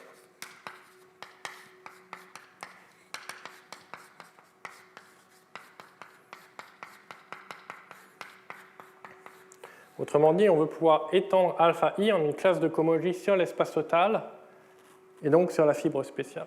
Et encore une fois, ça c'est une condition naturelle, c'est qu'on impose des courbes avec des conditions, certaines contraintes sur la fibre générale. Il faut que ces contraintes puissent spécialiser à la fibre spéciale pour qu'on ait une chance de retrouver ce qu'on veut à partir d'une information sur la fibre spéciale. Et ici, le problème, et donc là le problème, et que cette condition est réellement non triviale, c'est que cette chose-là, n'est pas surjective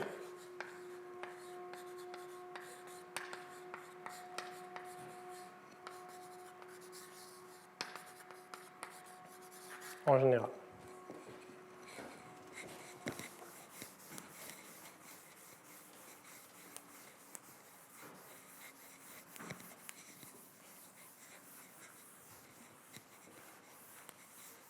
Et c'est peut-être plus clair de manière duale, donc ce qui est aussi relié au premier point, mais ici c'était seulement pour H2. Donc plus généralement de manière duale, si on prend une classe d'homologie dans la fibre générale et qu'on l'envoie dans l'espace total, cette chose-là n'est pas injectif en général. Le noyau, c'est exactement ce qui s'appelle généralement les cycles évanouissants dans une famille.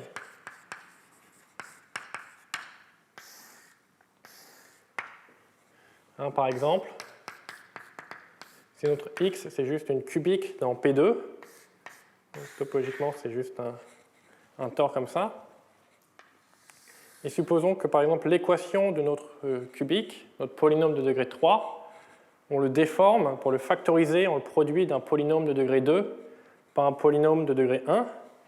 Donc notre cubique lisse va devenir l'union d'une droite et d'une conique dans P2, qui topologiquement sont juste des sphères. Donc ça c'est notre xt, ça c'est notre y1, y2, et ces deux points sont notre diviseur d. Et si l'on regarde le H1, disons en homologie, ici le H1 est de dimension 2 parce qu'on a deux cycles non triviaux sur un tore, alors que sur cette fibre spéciale, le H1 est de dimension 1, on a seulement ce cycle-là qui survit, alors que le cycle ici est contracté en un point sur la fibre spéciale, donc disparaît sur la fibre spéciale. Donc le problème, c'est que géométriquement, si on cherche à compter des courbes qui s'envoient vers cette courbe elliptique, avec des contraintes définies par ce cycle, alors comme ce cycle disparaît sur la fibre spéciale, on n'a après pas de chance de retrouver l'information sur cet invariant de Gromov-Witten en termes de théorie de Gromov-Witten de la fibre spéciale. Une autre manière de dire les choses, c'est de dire que sur notre base de notre famille, sur la base de notre famille, donc on a une courbe B, un point 0, et on peut prendre un petit lacet autour de 0 et regarder l'action de la monodromie sur la cohomologie de notre famille. Donc on a une action de monodromie. On a un opérateur T qui agit sur la cohomologie de la fibre générale. Et clairement, une condition nécessaire pour être dans l'image de la cohomologie de l'espace total, c'est qu'il faut être dans la partie de la cohomologie qui est invariante sous la monodromie. Donc si la monodromie est non triviale, comme ici elle partie qui n'est pas invariante, on aura des cycles évanescents. Et en fait, il y a un théorème non trivial, le théorème local des cycles invariants, qui dit qu'en fait, on a une égalité. On peut vraiment caractériser cette image en mettant exactement les classes qui sont invariantes sous la monodromie autour de la fibre spéciale.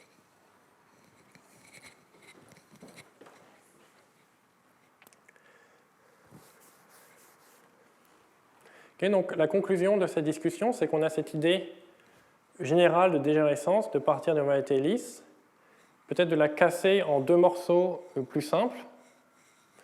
Et on aimerait étudier la théorie de Gromov-Witten de la fibre générale en termes de la théorie de Gromov-Witten de ces morceaux plus simples. Et ce que dit cette formule de dégénérescence, c'est que c'est possible sous certaines restrictions.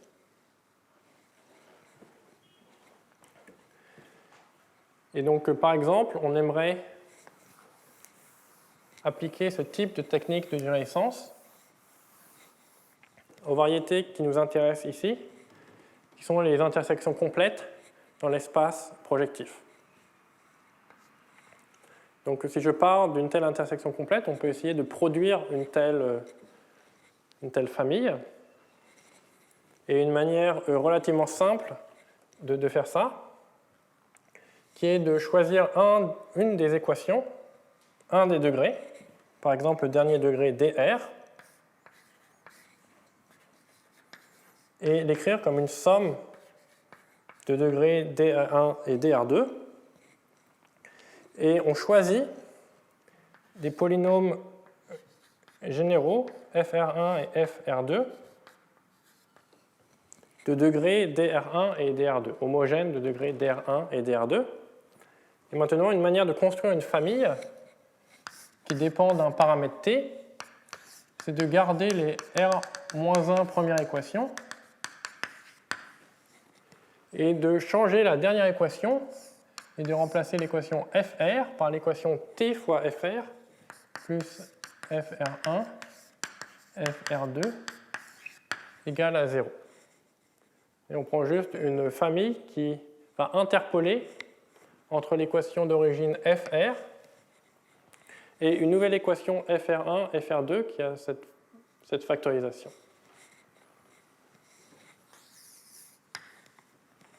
Et donc pourquoi est-ce qu'on fait ça? Exactement pour obtenir une image comme ça. Si t est général, en particulier non nul, on va juste obtenir une intersection complète lisse de degré d1 dr.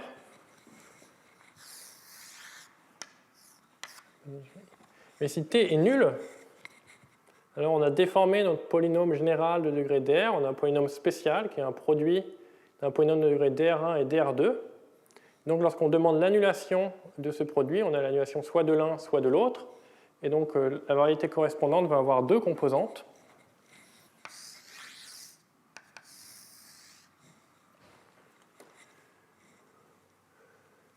L'une où on a fr1 qui est nul et l'autre où fr2 est nul.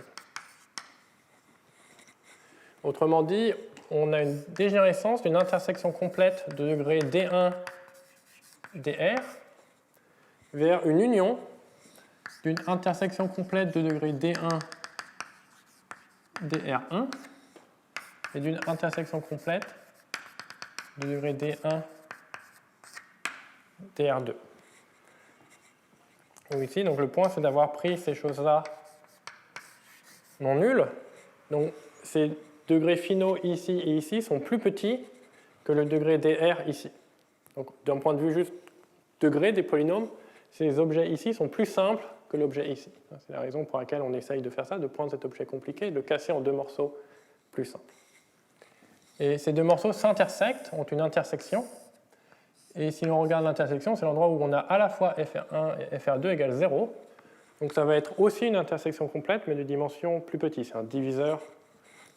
Donc ça va être une intersection complète de degré d1, dr1, dr2. Donc on est presque dans le cadre de la formule de dégénérescence. Le seul point un peu subtil qu'il faut étudier un peu, c'est que l'espace total défini par cette équation peut être singulier.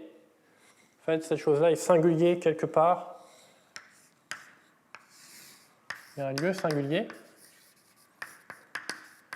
Et en fait, on peut calculer ce lieu singulier, c'est l'endroit où toutes les équations F1, FR, FR1, FR2 sont nulles. Et donc, en fait, c'est une intersection complète de codimension 2, de degré D1, DR, DR1, DR2. Et il y a une manière de résoudre les singularités de l'espace total de manière à construire un espace total lisse, donc être exactement dans le cadre de la formule de dégénérescence. Et lorsqu'on fait cette résolution, l'une des deux composantes reste une intersection complète et l'autre devient l'éclatement de cette intersection complète le long de cette intersection complète de codimension 2. Donc je ne vais pas peut-être en dire beaucoup plus sur les détails de cette famille, juste qu'on peut construire une telle famille et les ingrédients sont partant d'une intersection complète.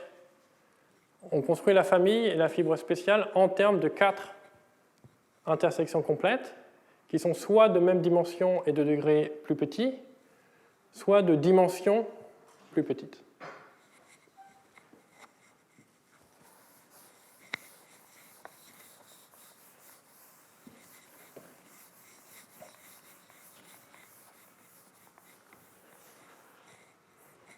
Et donc maintenant, je peux énoncer le théorème qui implique le théorème que j'ai énoncé la dernière fois, mais qui est un peu plus précis maintenant.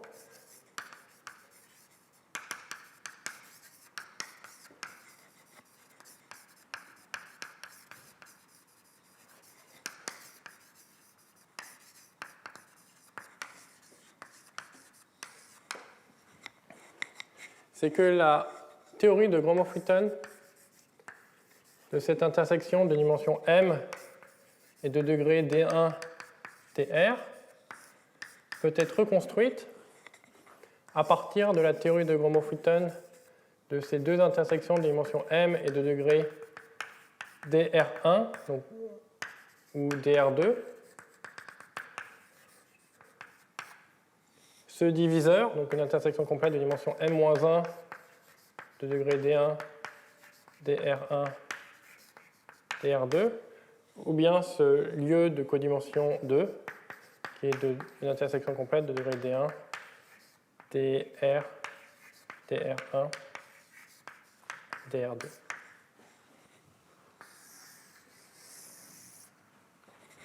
Et donc, si l'on croit à ce résultat, ça ramène l'étude de la théorie de Gromov-Witten d'une intersection complète générale à des intersections complètes soit de degré, soit de dimension plus petite, et donc juste par récurrence sur le degré et la dimension. Ça se réduit au cas des intersections complètes où tous les degrés sont 1, c'est-à-dire des cas des espaces projectifs, qui sont déjà traités par ce que j'ai expliqué précédemment, essentiellement par la localisation. Et d'autre part, je prétends que cette reconstruction préserve le fait d'être tautologique.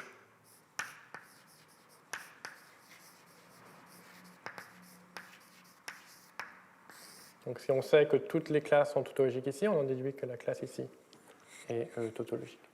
Donc, autrement dit, pour étudier les intersections complètes, il y a une récurrence sur le degré et la dimension. Et ça, c'est juste l'étape de récurrence. L'initialisation, c'est juste lorsque tous les degrés sont 1, l'espace projectif qui est connu par localisation. Donc l'idée pour approcher ce théorème, c'est d'étudier cette famille et d'appliquer une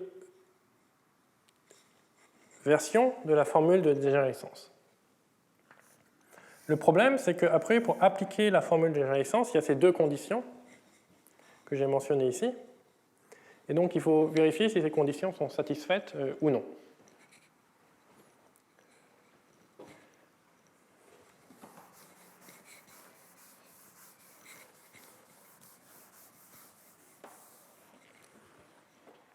En fait, la condition 1 est facile.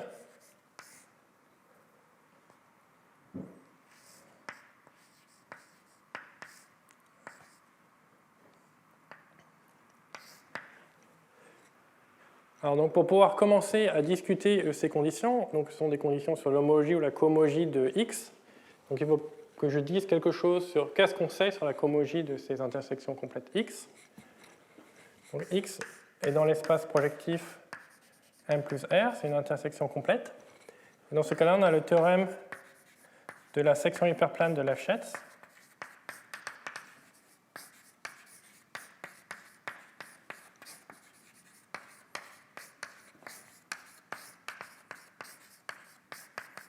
Qui nous dit que l'application de restriction de la cohomologie de l'espace projectif ambiant à la cohomologie X est un isomorphisme pour I entre 0 et 2 fois la dimension de X, sauf si I est... Donc à la condition que I soit différent de la dimension de X, c'est-à-dire à la condition qu'on ne soit pas en degré moitié dans la cohomologie. Et en ce qui concerne donc, la dimension de X, je l'appelais M. Et donc, concernant la cohomologie en degré moitié, il y a un morceau qui provient de la cohomologie de l'espace projectif ambiant, plus quelque chose d'autre,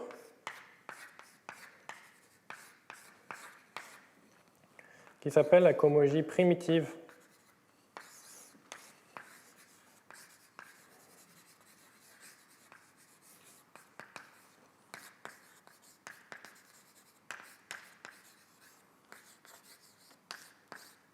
de X.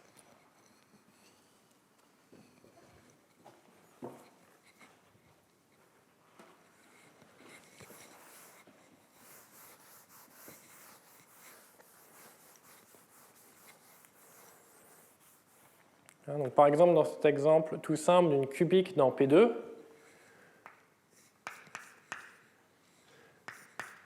donc H0 et H2, c'est la même chose que H0 et H2 de P2. Mais le H1, c'est H1 de P2, qui est nul, plus quelque chose d'autre, donc la partie primitive qui dans ce cas-là est tout le H1. Donc le H1 de la courbe elliptique de dimension 2, elle est entièrement primitive, elle ne provient pas du plan projectif ambiant.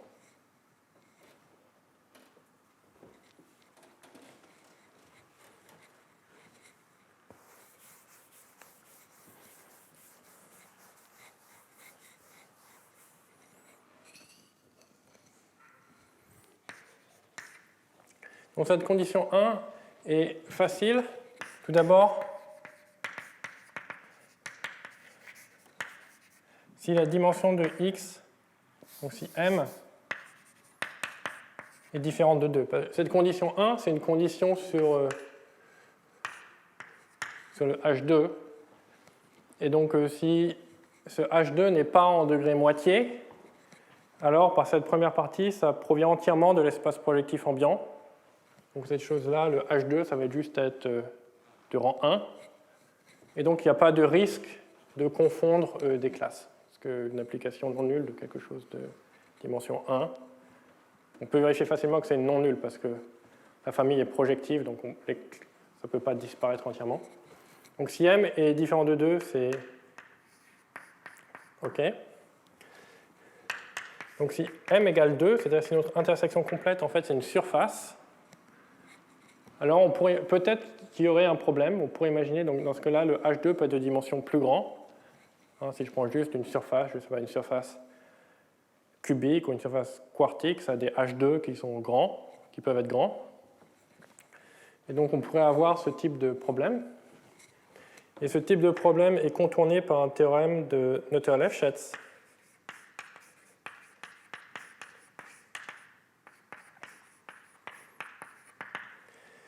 Qui dit que si X n'est pas une surface cubique,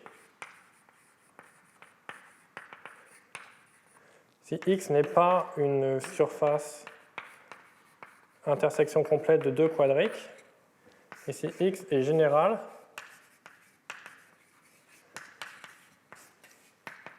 alors le groupe de Picard de X et Z. C'est-à-dire, si on prend X général dans la famille des intersections complètes, les classes de courbes qui peuvent être représentées par des courbes algébriques, par des courbes holomorphes, ça produit juste un espace de dimension 1. Et donc, dans ça garantit qu'il n'y a pas de risque de confondre les classes de courbes. Donc là, ça s'applique, par exemple, c'est un cas fameux, si on prend une quartique dans P3, une surface K3, il y a une surface K3, une quartique, si on prend notre polynôme de degré 4 général, le groupe de Picard est juste de rang 1. Donc si on prend des choses non générales, le groupe de Picard peut être plus grand. Et ça nous garantit ce qu'on veut parce que les invariants de Gromov-Witten sont invariants sous déformation. Donc on peut prendre X général. Et si la classe de courbe ne provient pas d'une courbe comme ça, elle devient non effective et donc l'invariant de Gromov-Witten est nul. Donc si on s'intéresse qu'aux invariants non nuls, ça suffit pour conclure. Et finalement, ce cas des surfaces cubiques ou 2,2, ça c'est des surfaces de Del Pezzo, qui sont juste des éclatements du plan projectif. On peut comprendre leur théorie de Gromov-Witten d'une autre manière, en juste étudiant les éclatements de points dans le plan projectif. Donc ça résout la condition 1. Donc le vrai problème, c'est la condition 2, cette action de la monodromie autour de la fibre spéciale, ce qui fait que les classes de cohomologie alpha qu'on veut insérer, elles ne proviennent pas nécessairement de l'espace total. Donc en général, donc on a cette décomposition de la cohomologie, et la monodromie agit toujours trivialement sur la partie de la cohomologie qui provient de l'espace projectif ambiant. Parce que tout le monde est plongé dans l'espace projectif ambiant, donc la monodromie agit toujours de manière triviale sur cette partie, mais elle peut agir de manière non triviale sur la partie primitive de la cohomologie. Dans l'exemple que je viens d'effacer, de la courbe elliptique qui dégénère en un cycle de P1, là il y a une monodromie non triviale sur le H1 de la courbe elliptique.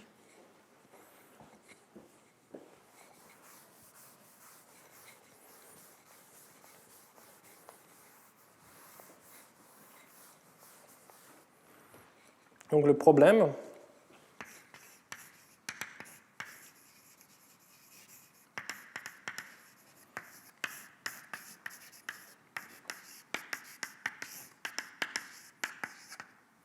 la condition 2 n'est pas vérifiée. Donc on ne peut pas appliquer la formule de dégénérescence telle qu'elle pour en déduire ce théorème.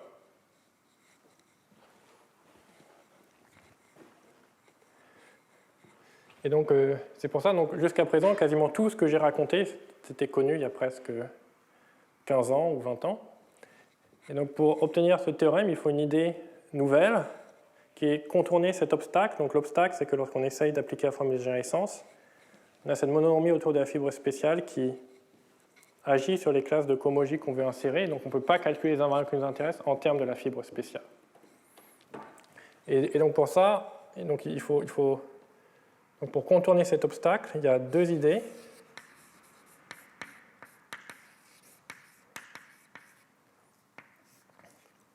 Une qui consiste à exploiter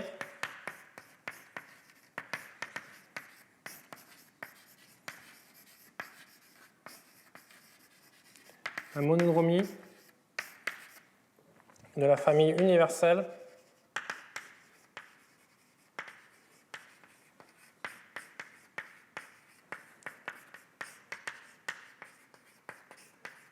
des intersections complètes.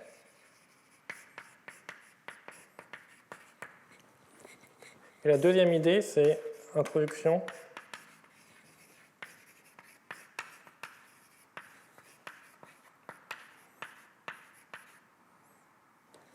ou peut-être utilisation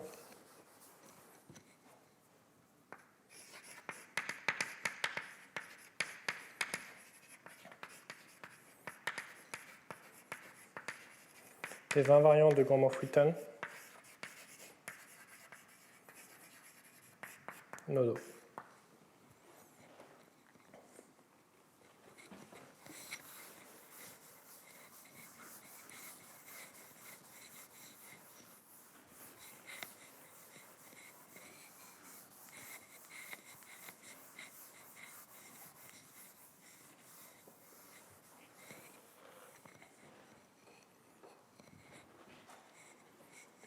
Donc je vais essentiellement finir par dire quelques mots sur chacune de ces deux idées.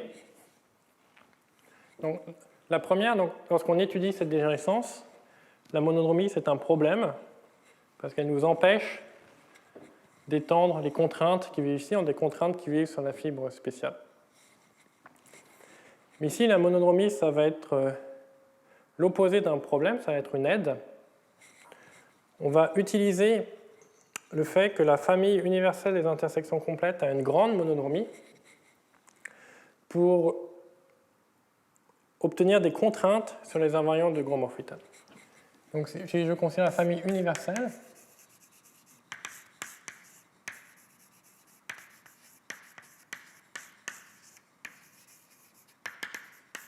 les intersections complètes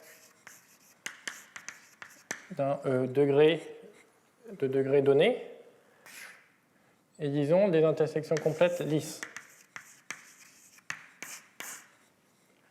Donc c'est une famille au-dessus d'une base qui maintenant a une dimension très grande, c'est un ouvert dans un produit de système linéaire.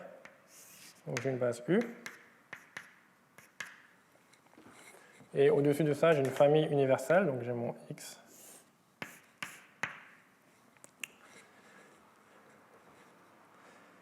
Et j'ai une action du groupe fondamental de cette base, qui donc ce X correspond à un certain point U dans cette base. Une action du groupe fondamental point U vers les automorphismes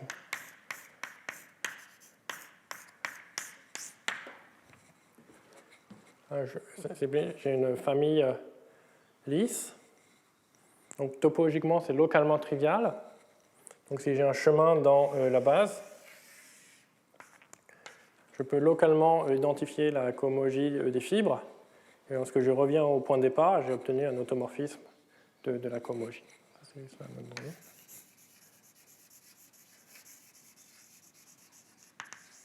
Et maintenant, l'invariance par déformation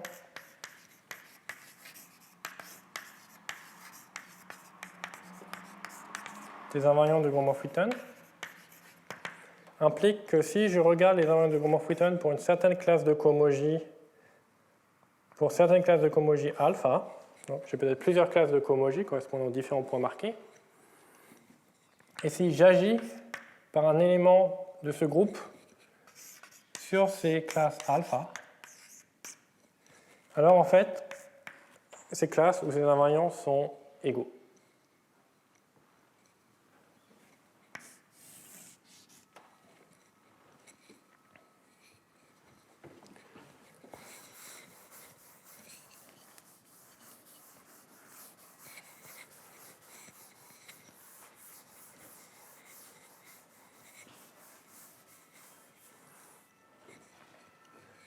Autrement dit, ça nous dit que si la monodromie de la famille universelle est grande, si cette action est vraiment non triviale, ça va nous donner beaucoup de relations entre invariantes de Gromov-Witten. La théorie de Gromov-Witten est contrainte, le fait qu'elle est invariante sous déformation fait qu'elle est contrainte par la monodromie. Et ce qui va faire marcher les choses, c'est qu'il est connu que la monodromie des familles universelles d'intersection complète est essentiellement aussi grosse que possible. Donc plus précisément, si j'appelle G l'adhérence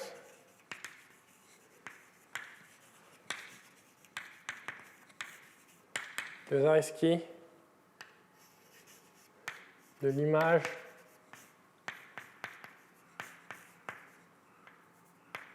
de la monodromie, du nombre G1. Et peut-être je regarde tout à coefficient complexe. Donc ça va juste être ce groupe algébrique du groupe linéaire agissant sur la cohomologie. Et donc ça nous dit que ces invariants de Gromov-Witten sont invariants sous l'action de ce groupe algébrique. Et la première remarque, c'est que sur cette... En fait, la cohomologie agit de manière non triviale uniquement sur la partie primitive de la cohomologie. Donc, c'est ce morceau de la cohomologie en degré moitié qui est la cohomologie primitive. Et puisqu'on est en degré moitié, on a la forme d'intersection.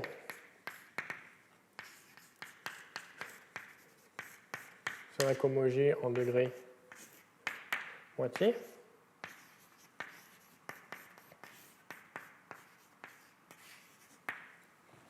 Qui est symétrique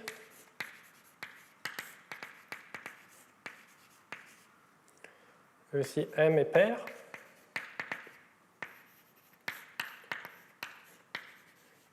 Et antisymétrique si M est impair.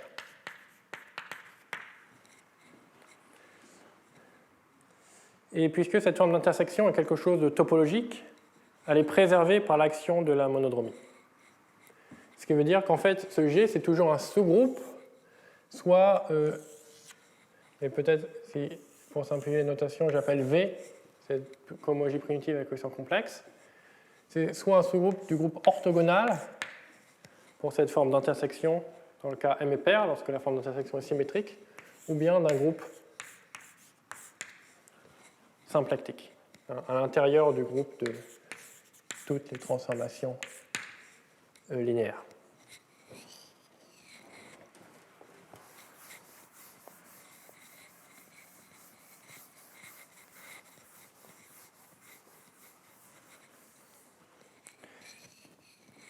Et maintenant, on a un théorème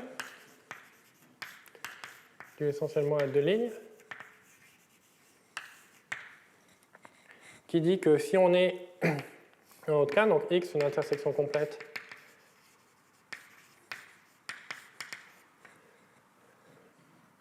dans l'espace projectif, donc de dimension M. Alors si M est impair,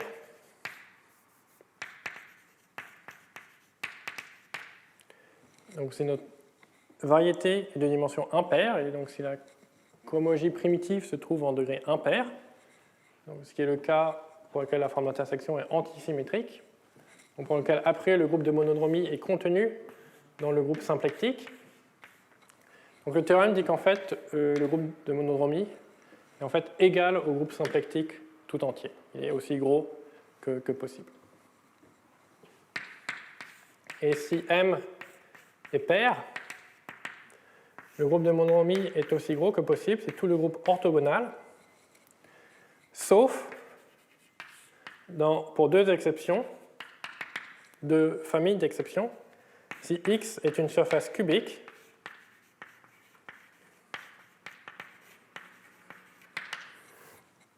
dans ce cas-là, G, c'est un groupe fini, c'est le groupe de Weyl pour le système de racine E6, ou bien X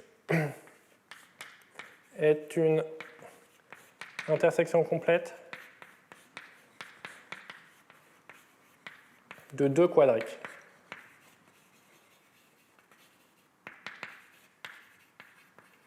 Et dans ce cas-là, le groupe de monodromie est aussi fini, c'est aussi un groupe de Weyl pour un système de racines de type D.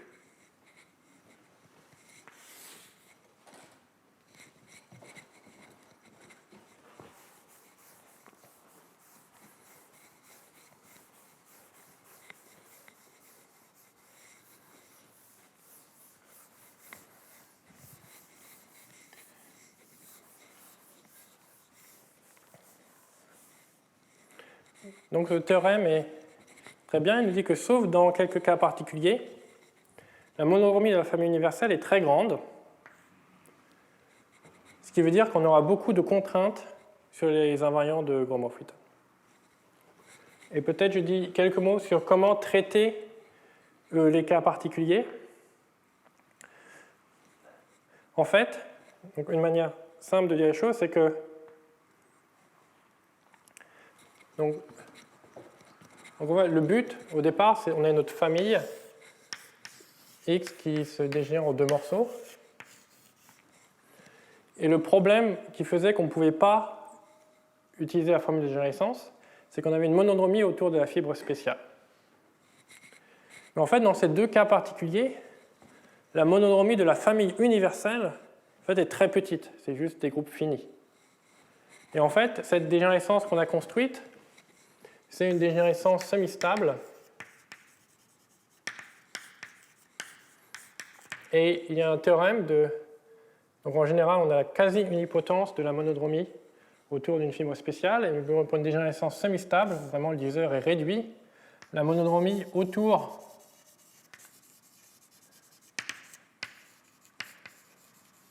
de 0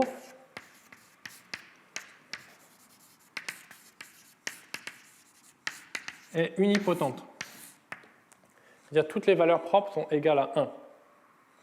Donc si on est fini et unipotent, ça implique qu'on est trivial. Parce que si on est fini, on est diagonalisable, et si les valeurs propres sont toutes 1, on est l'identité. Donc si on sait d'autre part que cette monodromie est inclue dans la monodromie de la famille universelle, donc si la monodromie de la famille universelle est finie,